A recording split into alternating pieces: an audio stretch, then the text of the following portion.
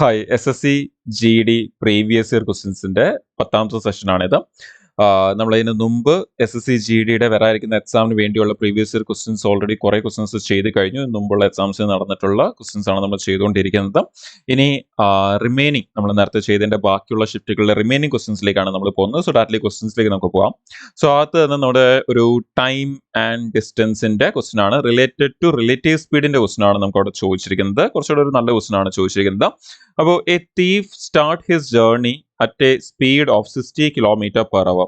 After 30 minutes, police started from the same place but at a speed of 80 km/h. അപ്പോൾ സാധാരണ ഒരു police തീഫിനെ കണ്ടു എന്ന് പറഞ്ഞാണ് ഈ ക്വസ്റ്റ്യൻസ് വരുന്നത്. പക്ഷേ ഇവിടെ ക്വസ്റ്റിനെ കുറച്ചുകൂടി ബെറ്റർ ആയിട്ടാണ് ചോദിച്ചിരിക്കുന്നത്. എങ്ങനെ ചോദിച്ചിരിക്കുന്നത് പറഞ്ഞാൽ തീഫ് ഓൾറെഡി 30 മിനിറ്റ്സ് ട്രാവൽ ചെയ്ത് കഴിഞ്ഞു എന്നാണ് പറയുന്നത്. എന്നിട്ട് പോലീസ് ആ തീഫ് സ്റ്റാർട്ട് ചെയ്ത ആ പോയിന്റിൽ നിന്ന് സ്റ്റാർട്ട് ചെയ്യുവാണ് എന്നാണ് പറയുന്നത്.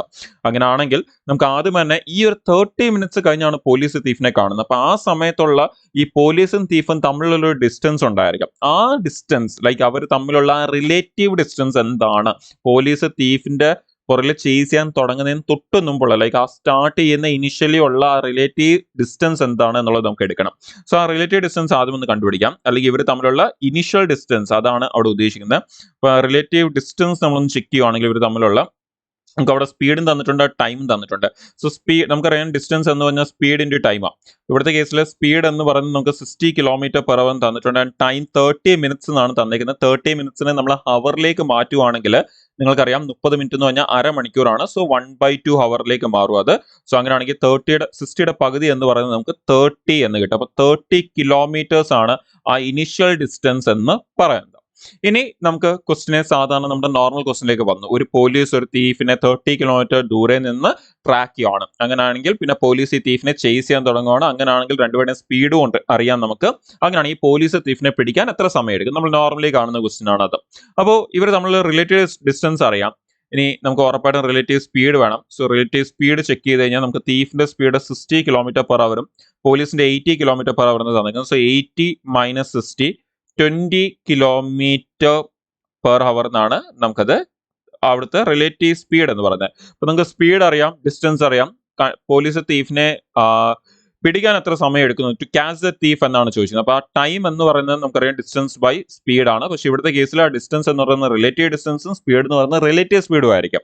സോ റിലേറ്റീവ് ഡിസ്റ്റൻസ് എന്ന് പറയുന്നത് 30 കിലോമീറ്ററും റിലേറ്റീവ് സ്പീഡ് എന്ന് പറയുന്നത് 20 കിലോമീറ്ററും. സോ നമുക്ക് ഇവിടുന്ന് ക്ലിയർലി 3/2 hours എന്ന ആൻസർ കിട്ടും. 1.5 അല്ലെങ്കിൽ 3/2 hours. സോ ഓപ്ഷനിലേക്ക് വന്നു കഴിഞ്ഞാൽ ഓപ്ഷനിൽ 3/2 എന്ന് തന്നെ കൊടുത്തിരിക്കുന്നത്. സോ 3/2 hours ആണ് ആൻസർ. ക്ലിയർ. അപ്പൊ ഇവിടെ സാധാരണ നമ്മൾ കാണുന്ന വിട്ട് എന്താ അഡീഷണൽ ഉള്ളതെന്ന് ചോദിച്ചു കഴിഞ്ഞാൽ ഇതാണ് കുറച്ചുകൂടി അഡീഷണൽ അല്ലെങ്കിൽ സ്പെഷ്യൽ ആയിട്ട് അവിടെ എക്സ്ട്രാ ഉള്ളത്. ഓക്കെ, നമുക്ക് അടുത്ത ക്വസ്റ്റിലേക്ക് പോകാം. അടുത്തത് ഒരു കോമ്പൗണ്ട് ഇൻട്രസ്റ്റിന്റെ ക്വസ്റ്റ്യൻ ആണ്. What is the difference between the compound interest on ₹5,750 5,750 ആണ് നമ്മുടെ പ്രിൻസിപ്പൾ എന്ന് പറയുന്നത്. For 1 year at 16% per annum compounded yearly and compounded half yearly. അപ്പൊ പറയുന്ന എത്രയേ ഉള്ളൂ, ഒരു പ്രിൻസിപ്പിൾ തന്നിട്ടുണ്ട്. നമുക്ക് 1 year ആണ് നമ്മൾ ഇവിടുത്തെ കൺസിഡർ ചെയ്യുന്ന ടൈം പീരീഡ് എന്ന് പറയുന്നത് 1 year ആണ്. ഇനി ഇവിടെ കാൽക്കുലേറ്റ് ചെയ്ത് നമ്മൾ നോക്കിക്കഴിഞ്ഞാൽ ഇവിടെ പറയുന്ന റേറ്റ് ഓഫ് ഇൻട്രസ്റ്റ്, ആ റേറ്റിന്റെ പെർസെൻറ്റേജ് എന്ന് പറയുന്നത് 16% ആണ് പറയുന്നത് പെർ ആനം. ഇനി ഇവിടുത്തെ സ്പെഷ്യൽ കേസ് എന്താണെന്ന് പറഞ്ഞാൽ നമുക്ക് കാൽക്കുലേറ്റ് ചെയ്യേണ്ടത് ഇതേ സെയിം റേറ്റ് വെച്ച് നമ്മൾ ഹാഫ് ഇയർലിയും ആനുവലിയും എടുത്തു കഴിഞ്ഞാൽ അവിടെ വരുന്ന ഈ പലിശയുടെ ഡിഫറൻസ് എത്ര ആയിരിക്കും എന്നുള്ളതാണ് ചോദിക്കുന്നത്. അപ്പോൾ 16% പെർ ആനം വെച്ച് നമ്മൾ അതിനെ ഇയർലി കാൽക്കുലേറ്റ് ചെയ്യുകയാണെങ്കിൽ അല്ലെങ്കിൽ ആനുവലി കാൽക്കുലേറ്റ് ചെയ്യുകയാണെങ്കിൽ ഒരു വർഷത്തേക്കുള്ള പലിശ എന്ന് പറയുന്നത് എത്ര തന്നെ ആയിരിക്കും, 16% തന്നെ ആയിരിക്കും. 1 year കേസേ പറഞ്ഞിട്ടുള്ളൂ. പക്ഷെ അത് ഹാഫ് ഇയർലിയിലേക്ക് വരുമ്പോൾ അവിടെ കുറച്ചൊരു വേരിയേഷൻ വരും. ഹാഫ് ഇയർലി എന്ന് പറയുമ്പോൾ നമ്മൾ ഇതേ 16% എന്നുള്ളത് ആ ഹാഫ് ഇയർലി എന്നെടുക്കുമ്പോൾ അത് 8%ലേക്ക് മാറും. ആൻഡ് ഒരു വർഷത്തിൽ എത്ര വട്ടം കാൽക്കുലേറ്റ് ചെയ്യേണ്ടി വരും, 2 വട്ടം കാൽക്കുലേറ്റ് ചെയ്യേണ്ടി വരുന്നുണ്ട്. ഹാഫ് ഇയർ എന്ന റാങ്കിൽ എടുക്കുകയാണ്. അങ്ങനെയാണെങ്കിൽ നമ്മുടെ ആ ഒരു നെറ്റ് പെർസെൻറ്റേജ് കണ്ടുപിടിക്കാൻ വേണ്ടി നമ്മൾ യൂസ് ചെയ്യുന്ന ഫോർമുല നിങ്ങൾക്ക് എല്ലാവർക്കും അറിയാം. ഓൾറെഡി നമ്മൾ ഇതിന് മുമ്പുള്ള സെഷൻസിലെല്ലാം ഡിസ്കസ് ചെയ്തിട്ടുണ്ട്. നമ്മുടെ percentage increase or decrease, successive percentage increase or decrease ആണ് നമ്മൾ അവിടെ യൂസ് ചെയ്യുന്നത്. സോ 8 + 8 + 8 × 8/100. നിങ്ങൾക്ക് ഇത്രയും ചെയ്യേണ്ട ആവശ്യമില്ല. നിങ്ങൾക്ക് ഇത് ചെയ്യാതെ തന്നെ നിങ്ങൾ അറിഞ്ഞിരിക്കുക, എപ്പോഴും നമ്മുടെ ഈ ഒരു കോമ്പൗണ്ടിങ് പാർട്ട് എന്ന് പറയുന്ന പോർഷൻ നിങ്ങൾക്ക് ഇപ്പം ഒരു 2 വർഷത്തേക്ക് എടുക്കുമ്പം അവിടുത്തെ കോമ്പൗണ്ടിങ് പാർട്ട് എന്ന് പറയുന്നത് കണ്ടുപിടിക്കാൻ വേണ്ടി നിങ്ങൾ ചെയ്യേണ്ടി എത്രേ ഉള്ളൂ r²/100 എന്ന് എടുത്താൽ മതി. അതായിരിക്കും കോമ്പൗണ്ടിങ് പാർട്ട് എന്ന് പറയുന്നത്. ശരി, അപ്പൊ ഇവിടുത്തെ കേസിലേക്ക് വരുമ്പോഴത്തേന് നമുക്ക് ഇവിടെ 8 + 8 16ഉം 8 × 8 64/100 എന്ന് പറയുമ്പോൾ 16.64% ആണ് അവിടുത്തെ പലിശ എന്ന് പറയുന്നത്. അപ്പോൾ ഒരേ പ്രിൻസിപ്പിൾ ഒരേ സമയം പക്ഷെ കാൽക്കുലേറ്റ് ചെയ്യുന്ന 2 രീതിക്കായതുകൊണ്ട് അവിടെ വരുന്ന പെർസെൻറ്റേജ് നോക്കിക്കഴിഞ്ഞാൽ ഒരെണ്ണം 16 ആണെങ്കിൽ ഹാഫ് ഇയർലി വരുമ്പോഴത്തേക്കും അത് 16.64% വരുന്നുണ്ട്. അവിടെ ചോദിക്കുന്ന ഇത് തമ്മിലുള്ള ഡിഫറൻസാണ്. ഇപ്പൊ ഇത് തമ്മിലുള്ള ഡിഫറൻസ് നമുക്ക് അവിടെ നിന്ന് കാണാൻ പറ്റും. ഇത് തമ്മിലുള്ള ഡിഫറൻസ് എന്ന് പറയുന്നതാണ് 0.64% ആണ് ഡിഫറൻസ് എന്ന് പറയുന്നത്. പക്ഷെ നമുക്ക് ആ ഡിഫറൻസ് വേണ്ടിയത് പെർസെൻറ്റേജിലല്ല, നമുക്ക് വേണ്ടിയത് ഇൻ ടേംസ് ഓഫ് മണിയിൽ തന്നെയാണ് വേണ്ടിയത്. സോ അങ്ങനെയാണെങ്കിൽ ആ ഡിഫറൻസ് കണ്ടുപിടിക്കാൻ എന്ത് ചെയ്താൽ മതി, നമുക്ക് പ്രിൻസിപ്പിൾ അറിയാം. അപ്പൊ ആ പ്രിൻസിപ്പിളുടെ ആ 0.64% കണ്ടുപിടിച്ചാൽ മതി. അങ്ങനെയാണെങ്കിൽ 5750യുടെ 0.64% കാൽക്കുലേറ്റ് ചെയ്താൽ നമുക്ക് ആൻസർ എടുക്കാൻ പറ്റും. സോ നമുക്ക് അതൊന്ന് വളരെ പെട്ടെന്ന് കാൽക്കുലേറ്റ് ചെയ്യാം. അപ്പോൾ നമ്മൾ സാധാരണ സിംപ്ലിഫിക്കേഷനിൽ യൂസ് ചെയ്യുന്ന ഒരു ട്രിക്ക് ഉണ്ട്, നമ്മൾ ഓൾറെഡി നേരത്തെ ഡിസ്കസ് ചെയ്തിട്ടുണ്ട്. ഒരു നമ്പറിനെ പകുതി ആക്കുക, മറ്റേ നമ്പറിനെ ഡബിൾ ആക്കുക എന്നുള്ള കൺസെപ്റ്റ്. അത് യൂസ് ചെയ്യുകയാണെങ്കിൽ നമുക്ക് ഇവിടുന്ന് ഇത് 5750 എന്നുള്ളത് നമുക്ക് 50 ഡബിൾ ആകുമ്പോൾ 100 എന്നാകും. 100 എന്നാകുമ്പോൾ പെർസെൻറ്റേജും 100 ക്യാൻസൽ ആയി പോകും. സോ 57.50 ഇപ്പോൾ നമ്മുടെ ആ ഒരു വാല്യൂടെ ഡബിൾ എടുക്കുമ്പോഴത്തേക്കും നമുക്ക് അതെന്ന് പറയുന്നത് 115 എന്ന് വരും. സോ 115 × 0.32 എന്ന് വരും. 115 × 0.32. അപ്പൊ ഇതൊന്ന് സോൾവ് ചെയ്താൽ തന്നെ നമുക്ക് ആൻസറിലേക്ക് വരാൻ പറ്റും. അല്ലെങ്കിൽ നിങ്ങൾക്ക് എന്ത് ചെയ്യാം, നിങ്ങൾക്ക് അതിനെ ജസ്റ്റ് ചുമ്മാ റഫ് ആയിട്ട് വേണമെങ്കിലും കാൽക്കുലേറ്റ് ചെയ്യാൻ പറ്റും. പക്ഷെ നമുക്ക് ഓപ്ഷൻസ് അത്യാവശ്യം അടുപ്പിച്ച് തന്നിട്ടുണ്ടായതുകൊണ്ട് നിങ്ങൾക്ക് അത് അത്രയും വർക്കൗട്ട് ആവത്തില്ല. അല്ലെങ്കിൽ നമുക്ക് ഇങ്ങനെ ചെയ്യാം, ദാറ്റ് ഈ പറയുന്ന 1% ഓഫ് 5750 എന്ന് പറയുന്നത് 57.5 ആണ്. ഇനി ഈ 57.5ന്റെ ഹാഫ് എടുത്തു കഴിഞ്ഞാൽ നമുക്ക് ഏകദേശം എത്ര വരും, ലൈക്ക് ഒരു 28 സംതിങ് റേഞ്ച് വരും. അപ്പൊ അത് വെച്ചുകൊണ്ട് നമുക്ക് ഓപ്ഷൻ നോക്കിയിട്ട് മാറിക്കാൻ പറ്റും. പക്ഷെ അത് എക്സാക്ട് ആൻസറിലേക്ക് നമുക്ക് എത്തിക്കത്തില്ല എന്നുള്ള ഒരു ചെറിയ പ്രശ്നം കൂടി വരും. അല്ലെങ്കിൽ പിന്നെ നമ്മൾ ജസ്റ്റ് ഇതൊന്ന് മൾട്ടിപ്ലൈ ചെയ്താൽ നമുക്ക് ആൻസർ കിട്ടും. സോ ഇനി 115 × 0.32 ചെയ്യുമ്പോൾ നമുക്ക് അതെന്ന് പറയുന്നത് 3680 ആൻഡ് പോയിന്റ് അഡ്ജസ്റ്റ് ചെയ്യുമ്പോൾ 2 പോയിന്റ് അഡ്ജസ്റ്റ് ചെയ്യുമ്പോൾ 36.80 എന്ന് വരും. 36.80. സോ ആൻസർ ഓപ്ഷൻ ബി 36.80 ആണ് നമ്മുടെ ആൻസർ. ജസ്റ്റ് അതൊന്ന് മൾട്ടിപ്ലൈ ചെയ്യുമ്പോൾ തന്നെ നമുക്ക് ആൻസർ കിട്ടും. Okay, fine. അടുത്ത ക്വസ്റ്റിലേക്ക് പോകാം നമുക്ക്. അടുത്തതൊരു സിംപ്ലിഫിക്കേഷൻ ക്വസ്റ്റൻ ആണ്, പക്ഷെ വളരെയധികം ശ്രദ്ധിച്ച് ചെയ്യണം. ബിക്കോസ് അവിടെ സൈൻ കുറെ മൈനസ് എക്സ്ട്രാ തന്നിട്ടുണ്ട്.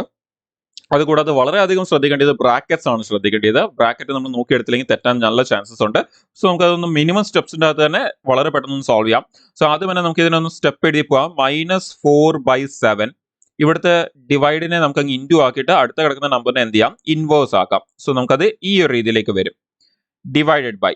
ഇനിയാണ് ശ്രദ്ധിക്കേണ്ടത് വളരെയധികം, -4/5 ഇൻറ്റു -2 ചെയ്യില്ല. അവിടെ തന്നെ തെറ്റ് നമ്മൾ ശ്രദ്ധിച്ചോണം. ദാ ഇവിടെ ഒരു കേർലി ബ്രാക്കറ്റ് ഉണ്ട്, ആൻഡ് ആ കേർലി ബ്രാക്കറ്റ് റിലേറ്റ് ചെയ്യുന്ന ഇവിടെ ആയിട്ടാണ്. സോ ഈ ഒരു പോർഷൻ കംപ്ലീറ്റ് ചെയ്തിട്ട് എങ്ങോട്ട് പോകാവൂ, ഈ -4/5ലേക്ക് പോകാവൂ. നമ്മൾ ആദ്യമേ തന്നെ കയറി -2 ഇതിന്റെ കൂടെ എടുത്തു കഴിഞ്ഞാൽ നമുക്ക് അവിടെ തന്നെ മിസ്റ്റേക്ക് വരും.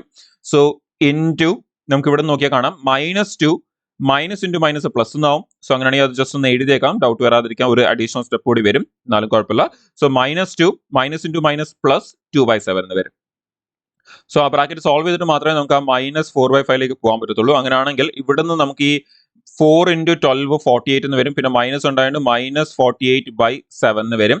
ദെൻ ഡിവൈഡഡ് ബൈ നമുക്ക് ഇനി അവിടുത്തെ ആ ഒരു ബ്രാക്കറ്റ് ഹാൻഡിൽ ചെയ്യുകയാണെങ്കിൽ നമുക്ക് ഇവിടുന്ന് -2 + 2/7 എന്ന് പറയുമ്പോൾ 2 × 7 14 -14 + 2 -12/7 എന്ന് വരും. സോ നമുക്ക് ഇവിടുന്ന് ഇത് -4/5 ഇൻറ്റു -12/7 എന്ന് വരും.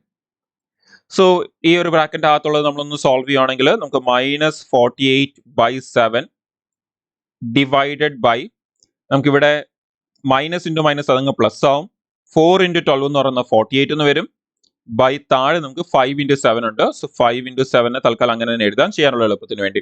ഇനി നിങ്ങൾക്ക് കാണാൻ പറ്റും -48/7 48/7 ഇവിടെയും 48/7 ഉണ്ട്, ഇവിടെയും 48/7 ഉണ്ട്. ഇടയ്ക്ക് ഡിവിഷൻ ആണ് കിടക്കുന്നത്. സോ 48/7 48/7 ഡിവൈഡ് ആവും. റിമൈനിങ് ബാക്കി എന്തുണ്ട്, ഒരു മൈനസ് ബാക്കിയുണ്ട്. സോ ആ മൈനസ് എടുക്കുക. താഴെ ഒരു 5 ഉണ്ട്, ഡിവൈഡഡ് ബൈ 5. ആ 5 അങ്ങ് കറങ്ങി മുകളിൽ വന്നു കഴിഞ്ഞാൽ നമുക്ക് -5 എന്ന് വരും. So answer -5. So option A -5 ആണ് ആൻസർ. അപ്പോൾ നിങ്ങൾക്ക് പറഞ്ഞു തരാൻ വേണ്ടി 3 സ്റ്റെപ്സ് ആണ് യൂസ് ചെയ്തിരിക്കുന്നത്. അപ്പം പറഞ്ഞു തരാതെ നമുക്ക് അത് 2 സ്റ്റെപ്പിലേക്ക് തീർക്കാൻ പറ്റും. ഓക്കെ, ട്രൈ ചെയ്ത് നോക്കാം. അടുത്ത ക്വസ്റ്റിലേക്ക് പോവാം. The volume of the two cones are in the ratio 3:2 and their radii are in the ratio 3:4. The ratio of their height is. Okay, രണ്ട് കോൺ കമ്പാരിസൺ ആണ് പറഞ്ഞിരിക്കുന്നത്. സോ രണ്ട് കോണിന്റെ വോളിയം എടുക്കുകയാണെങ്കിൽ നിങ്ങൾ കോണിന്റെ വോളിയം അറിയാം 1/3 പൈ. നമുക്ക് ഓൾറെഡി അവിടെ റേഡിയസിന്റെ റേഷ്യോ തന്നിട്ടുണ്ട്. സോ ആ വാല്യൂസ് അവിടെ തന്നെ ഇട്ട് പോവാം. സോ ആദ്യത്തത് 3 എന്ന് പറഞ്ഞിട്ടുണ്ട്. So 1/3 pi r² into h ആണ്. നമുക്ക് ഇവിടെ h1 എടുക്കാൻ, രണ്ടും കോൺ ആയതുകൊണ്ട്. ഇനി അതിനെ തന്നെ റേഷ്യോ പോലെ എടുക്കുകയാണെങ്കിൽ അടുത്ത 1/3 പൈ, അടുത്ത r² എന്ന് പറയുമ്പോൾ 4² ഇൻറ്റു h2 എന്ന് എടുക്കാം. രണ്ടിന്റെയും വോളിയം എന്ന് പറയുന്നത്, അപ്പൊ നമുക്ക് ഇവിടെ ആദ്യത്തെ കോണും രണ്ടാമത്തെ കോണിന്റെയും വോളിയം ആണ് നമ്മൾ കമ്പയർ ചെയ്തുകൊണ്ടിരിക്കുന്നത്. ആൻഡ് വോളിയം നമുക്ക് തന്നിട്ടുണ്ട് 3:2 എന്ന്. സോ 3/2 എന്ന് എടുക്കാം. സോ ആദ്യം തന്നെ ഈ 1/3 പൈയും 1/3 പൈയും ക്യാൻസൽ ആവും. ഇവിടുന്ന് ഈ 3യും ഇവിടുത്തെ ഈ സ്ക്വയറും ക്യാൻസൽ ചെയ്യാം. ഇവിടെ ഒരു 2 ഉണ്ട്, ഇവിടെ ഒരു 4² ഉണ്ട്. സോ 4² 16 നിന്ന് നമ്മൾ 2 കട്ട് ചെയ്ത് നമുക്ക് 8 എന്ന് വരും. സോ ഇവിടെ നിന്ന് ഇതിനൊന്ന് റീഅറേഞ്ച് ചെയ്യുകയാണെങ്കിൽ h1/h2 ഈക്വൽ ടു, നമുക്ക് ഈ താഴെയുള്ള 8 അങ്ങ് മുകളിൽ പോകും. സോ 8/3 താഴെ വരും. സോ 8/3 എന്ന് വരും. സോ ആൻസർ 8:3 എന്ന് വരും. സോ ഓപ്ഷൻസിലേക്ക് പോവുകയാണെങ്കിൽ 8:3 ഓപ്ഷൻ എ ആണ് നമ്മുടെ ആൻസർ, 8:3.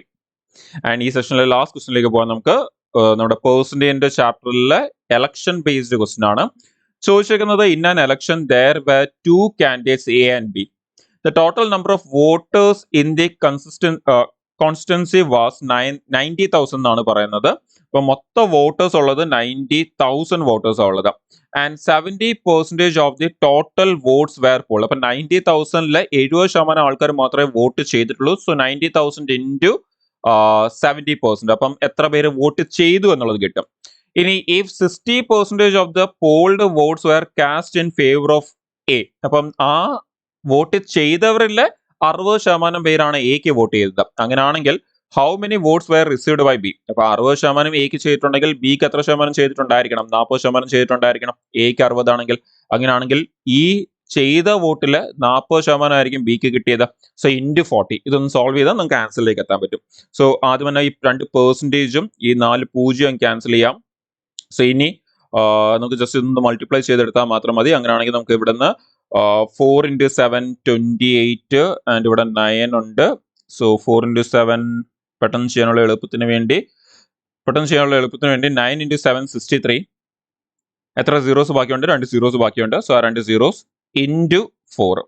So 6,300 into 4. അപ്പോൾ 63 ഇൻറ്റു 4 എന്ന് പറയുമ്പോൾ 3 × 4 12ഉം 4 × 6 24 + 1 25. സോ 252 എന്ന് വരും. പിന്നെ ബാക്കി 2 സീറോസും. സോ 25,200 പേരാണ് ബിക്ക് വോട്ട് ചെയ്തത്. സോ ഓപ്ഷനിലേക്ക് വരുമ്പോൾ ഓപ്ഷൻ ബി 25200 ആണ് നമ്മുടെ ആൻസർ. ഓക്കെ, വളരെ സിമ്പിൾ ആയിട്ട് തന്നെ കാൽക്കുലേറ്റ് ചെയ്തിട്ടുണ്ട്. വളരെ പെട്ടെന്ന് തന്നെ നമുക്ക് ഒറ്റ ലൈനിൽ തന്നെ ആൻസർ എടുക്കാൻ പറ്റും. സോ ഈ ഒരു സെഷനിൽ നമ്മൾ ജിഡിയുടെ പ്രീവിയസ് ക്വസ്റ്റ്യൻസ് ആണ് വർക്ക്ഔട്ട് ചെയ്തത്. ഇനി ഇതിന്റെ റിമൈനിങ് ക്വസ്റ്റ്യൻസ് നമുക്ക് ഇനി വരുന്ന സെഷനിൽ നമ്മൾ ഡിസ്കസ് ചെയ്യുന്നതായിരിക്കും. ഓൾറെഡി നമ്മളിപ്പം 10 സെഷൻസ് കംപ്ലീറ്റ് ചെയ്തിട്ടുണ്ട്. സോ ആ ഒരു സെഷൻസ് ഇതുവരെ ഇതിന് മുമ്പുള്ള സെഷൻസ് കണ്ടിട്ടില്ലാത്തവരാണെങ്കിൽ നിങ്ങൾ ചാനലിൽ ചെന്ന് അവിടുന്ന് പ്ലേലിസ്റ്റിൽ നിന്ന് തന്നെ ഫുൾ വീഡിയോസ് ഒരുമിച്ച് എടുത്ത് പ്രാക്ടീസ് ചെയ്യാവുന്നതാണ്, കാണാവുന്നതാണ്. സോ വളരെ പെട്ടെന്ന് തന്നെ നിങ്ങൾക്ക് ചെയ്ത് പോകാൻ പറ്റുന്ന രീതിയിലാണ് അറേഞ്ച് ചെയ്തിരിക്കുന്നത്. അപ്പോൾ നിങ്ങൾക്ക് അത് അവിടെ നിന്ന് വളരെ പെട്ടെന്ന് തന്നെ പ്രാക്ടീസ് ചെയ്ത് പോകാൻ പറ്റും. ആൻഡ് ചാനലിലേക്ക് ആദ്യമായിട്ട് വന്നവരാണെങ്കിൽ ഉറപ്പായിട്ടും ചാനൽ ഫോളോ ചെയ്യുക. സെഷൻ ഇഷ്ടപ്പെടുമെങ്കിൽ ഡെഫിനറ്റ്ലി ലൈക്ക് ചെയ്യുക. ആൻഡ് ഇനി വരുന്ന സെഷൻസിലും കറക്റ്റായിട്ട് ഫോളോ ചെയ്തുകൊണ്ടേയിരിക്കാം. Thank you.